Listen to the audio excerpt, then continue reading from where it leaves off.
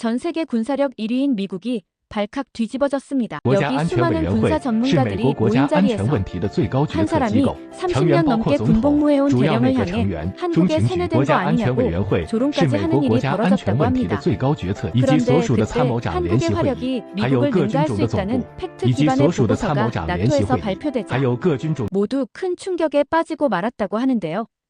논란이 된 보고서, 그 진실에 대해 바로 알아보겠습니다. 안녕하세요. 저는 미 육군에서 복무했던 55세의 예비역 대령 리차드 맥도웰이라고 합니다. 버지니아주 렉싱턴이라는 고요한 군사 도시에서 태어나 자랐고 버지니아 군사대학을 졸업한 뒤로 30년 넘는 세월을 군 복무에 바쳤습니다. 제 군 생활 마지막 12년 동안은 펜타곤에서 군사 전략가로 일했죠. 전 세계 화력 시스템을 평가하고 국가 안보의 우선순위를 자문하는 역할이었습니다. 저는 늘 데이터, 위성 정보, 무기 재원들과 씨름하며 살아왔고 실제 사람들과의 접점은 그리 많지 않았습니다. 표면적으로만 보면 저는 철저히 이성과 숫자로만 움직이는 사람이었죠. 사람들은 저를 두고 정확하긴 한데 너무 기계 같다고 말하곤 했습니다. 똑똑하긴 하지. 근데 저 사람이랑 저녁 한 끼는 좀. 그런 말도 많이 들었죠. 하지만 사실 전 처음부터 그렇게 태어난 사람은 아니었습니다. 군복과 엄격한 루틴 속에 가려져 있었지만 제 안에는 늘 간절한 바람이 하나 있었어요. 그저 따뜻한 집, 힘든 하루 끝에 돌아가고 싶은 곳, 누군가의 손을 잡고 말없이 기대고 싶은 그런 집이요. 그래서 저는 노력했습니다. 정말이지 최선을 다했어요. 어떻게 들으실지 모르시겠지만 전 결혼을 3번이나 했습니다. 남들은 한 번도 어렵다고 하는데 말이죠. 매번 이번엔 진짜라고 믿었어요. 하지만 결국 3번 모두 이혼으로 끝났습니다. 그리고 아무리 제 자신에게 나는 잘못이 없어라고 되뇌어도 속으로는 그게 아니라는 걸 알고 있었어요. 어쩌면 진짜 문제는 저였는지도 모르죠. 나라를 지키는 최고의 군인이었지만 가정을 지키는 남편으로선 늘 꼴찌였어요. 오직 일밖에 몰랐던 사람이었죠. 3번째 이혼 이후 제 멘탈은 완전히 무너졌습니다. 그동안은 일이 제 안식처였지만 이번만큼은 그것도 통하지 않았어요. 보고서도 미루고 이메일도 쌓여만 갔습니다. 그러다 어느 날 상관이 저를 따로 불러 말했죠. 리차드 좀 쉬어. 네 정신부터 돌아오게 해. 그 순간 저는 처음으로 진지하게 은퇴를 고민하기 시작했습니다. 하지만 그 전에 마지막 임무가 하나 남아있었죠. 국방부로부터 전 세계 현대 화력 시스템을 비교 분석하라는 임무였습니다. 무게감 있는 프로젝트였고 저는 기꺼이 받아들였죠. 제게는 일종의 작별 선물이었어요. 다음 세대에 도움이 될 솔직하고 객관적인 평가. 몇 주간의 분석과 밤샘 작업 끝에 전 세계 포병 시스템을 비교한 예비 보고서를 마침내 완성했습니다. 데이터는 명확했죠. 러시아는 전통적인 대량 포격 능력을 여전히 유지하고 있었고 중국은 정밀 유도 시스템 분야에서 빠르게 진화하고 있었습니다. 하지만 그런 강국들 사이에서도 완전히 예상 밖의 이름 하나가 유독 눈에 띄었습니다. 바로 대한민국이었는데요. 처음엔 데이터에 오류가 있는 줄 알았습니다. 대한민국처럼 비교적 작은 나라가 세계 굴지의 군사 강국들을 포병 기술에서 앞설 수 있다는 게 말이 될까요? 하지만 파고들수록 그 사실은 부정할 수 없는 현실로 다가왔습니다. K9 자주포. 그건 단순히 잘 만든 무기가 아니었습니다. 게임의 판도를 바꾸는 존재였죠. 국산 기술로 개발된 K9은 155mm 강력한 주포를 탑재하고 있었고 복수탄 동시탄착 기능을 갖추고 있었습니다. 이건 고도의 탄도 계산과 자동화 없이는 불가능한 기술이었죠. 사거리는 40km를 넘었고 시속 60km 이상의 속도로 주행도 가능했습니다. 단순한 재원뿐만 아니라 실전에서의 성능, 작전 환경에 대한 적응력, 그리고 무엇보다 세계 각국이 보내는 신뢰. 폴란드, 노르웨이, 핀란드, 인도 등 수많은 나라들이 대규모로 이 자주포를 도입하고 있었어요. 저는 점점 더 이 무기에 몰입하게 되었습니다. 기술 매뉴얼, 전투 시뮬레이션, 수출 계약서, 제3자 리뷰까지 읽을 수 있는 건 전부 읽었습니다. 숫자는 거짓말을 하지 않았죠.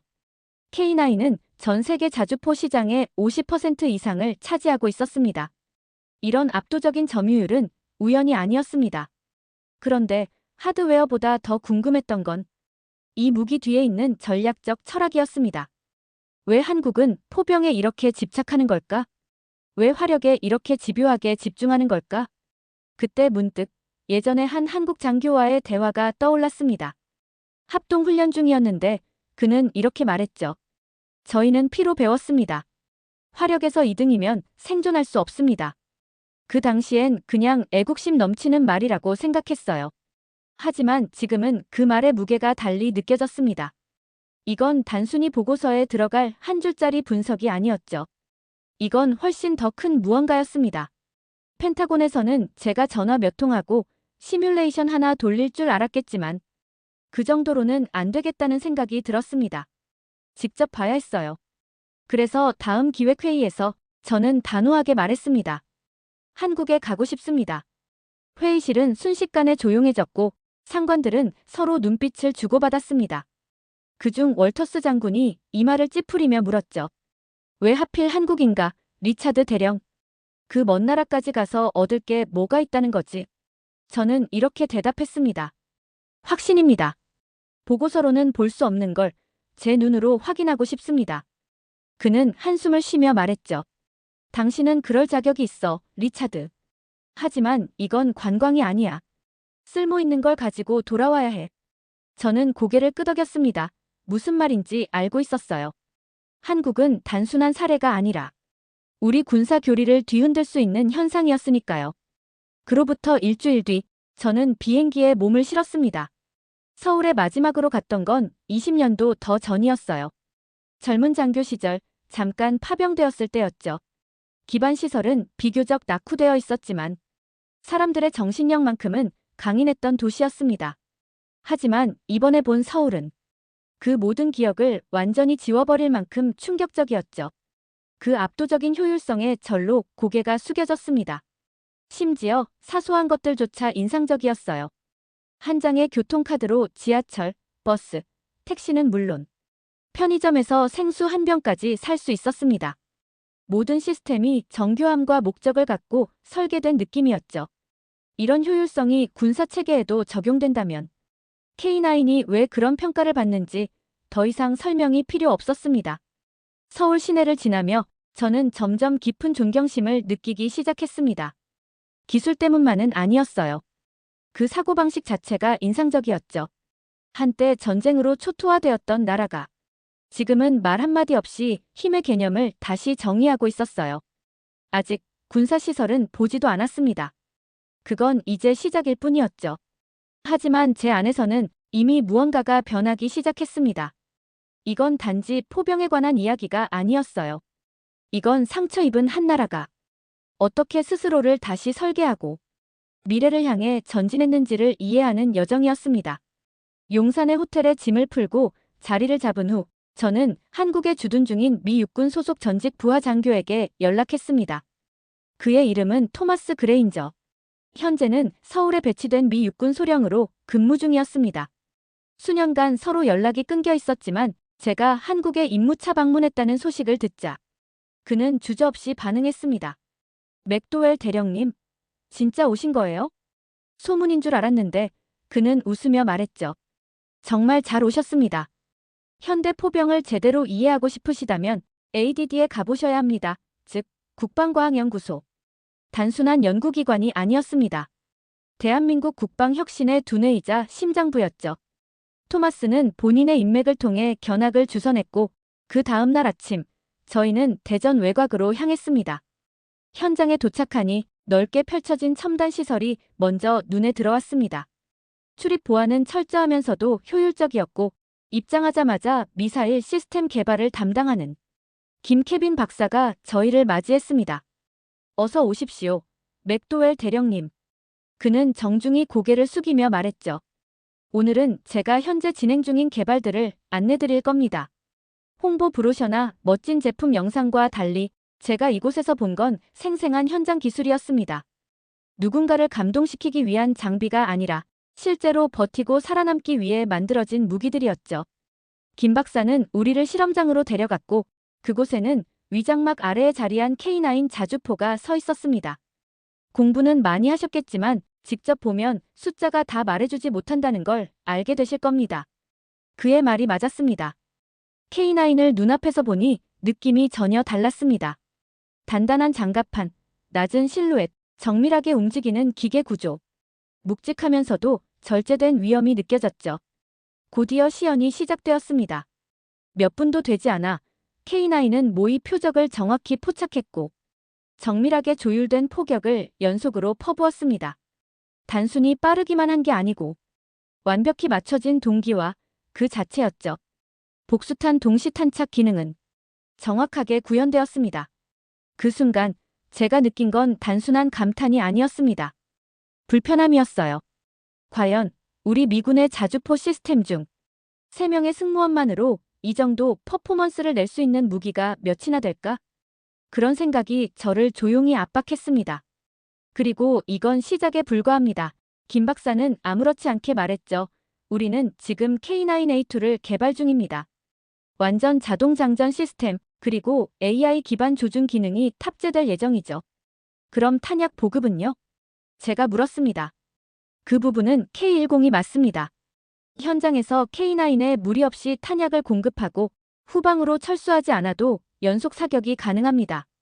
저는 천천히 고개를 끄덕였습니다. 이건 단순한 전술적 효율성이 아니라 전장에서의 지속성, 그 자체였습니다. 이동하며 저희는 세계 각국의 포병 재원을 비교한 도표들도 보게 되었는데 독일과 미국, 러시아 등 유명한 자주포들 옆에 성능 수치가 나열되어 있었죠. 그중 한국의 K9이 최상단에 자리하고 있었습니다. 저는 나직이 말했습니다.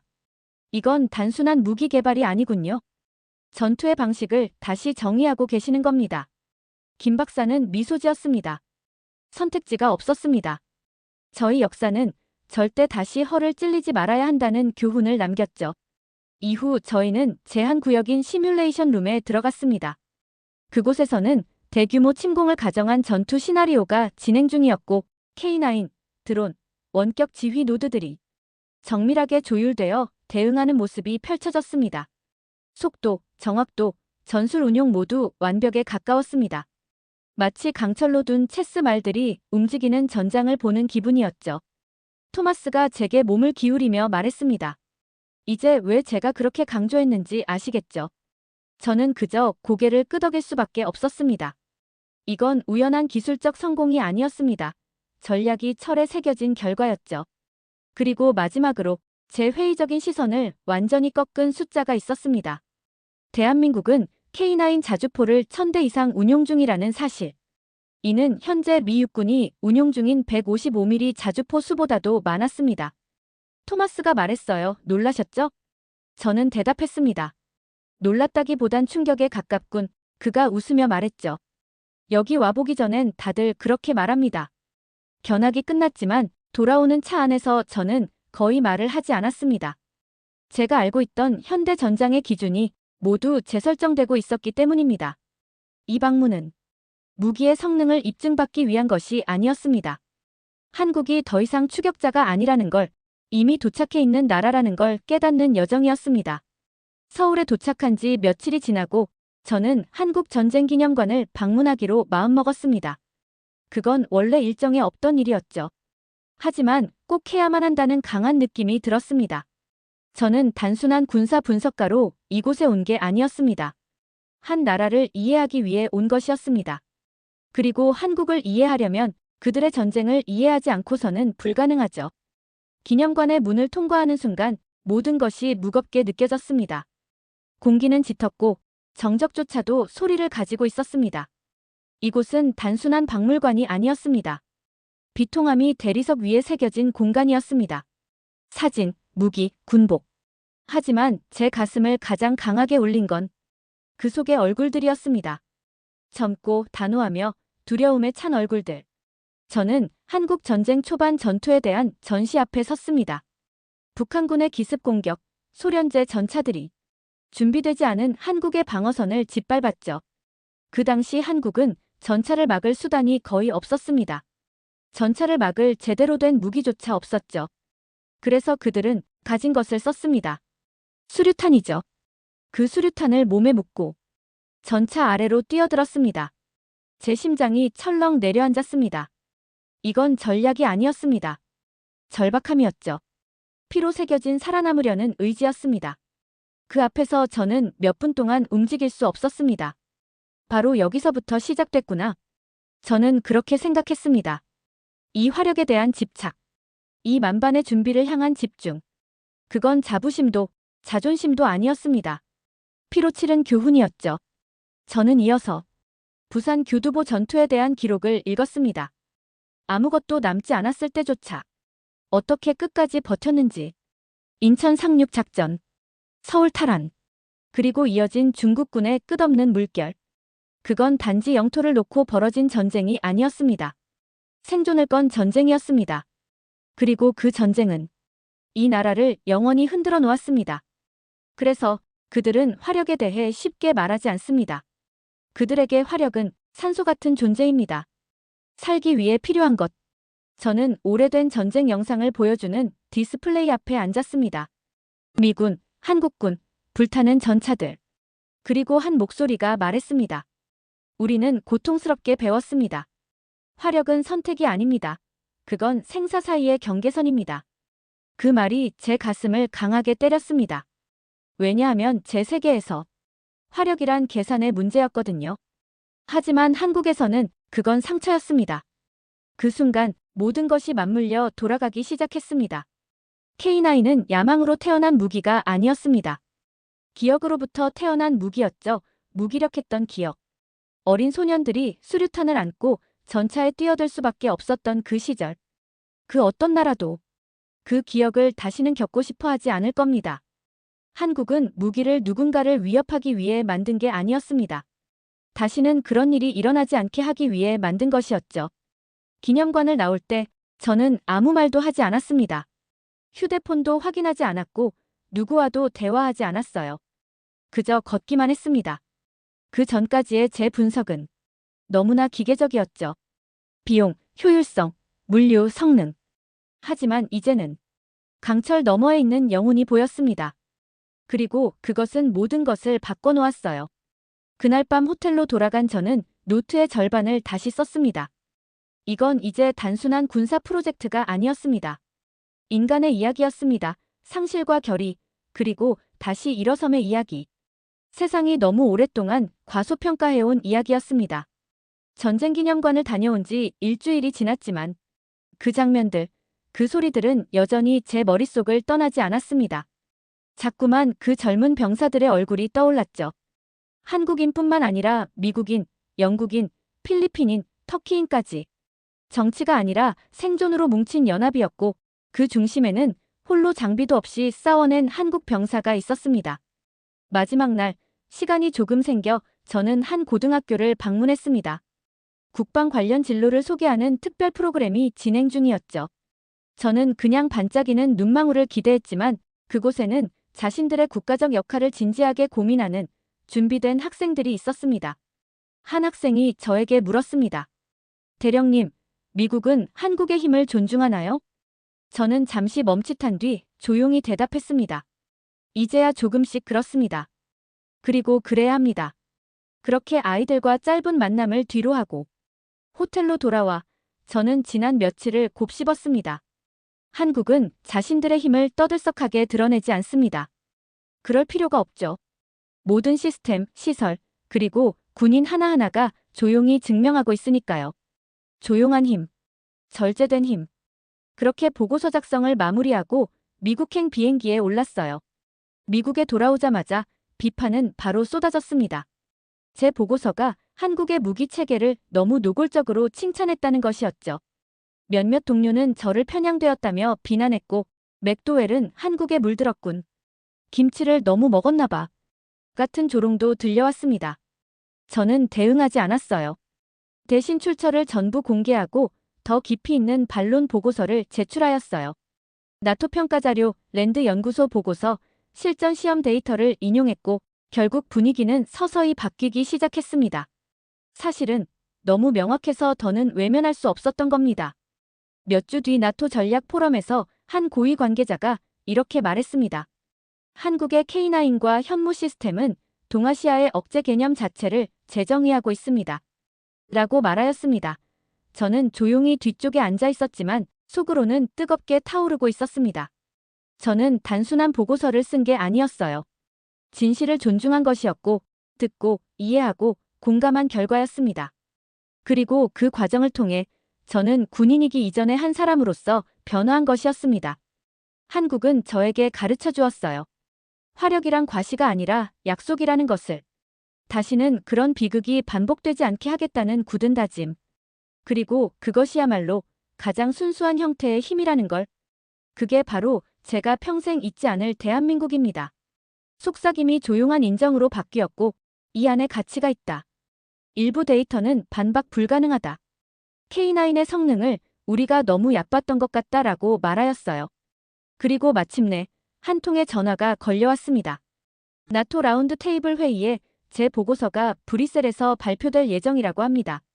제가 요청한 적은 없었습니다. 저에게 부탁한 거였죠.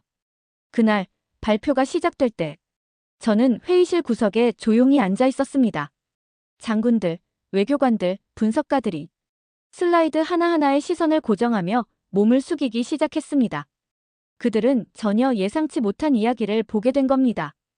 회복력의 이야기, 혁신의 이야기, 작지만 결코 과소평가될 수 없는 국가의 이야기.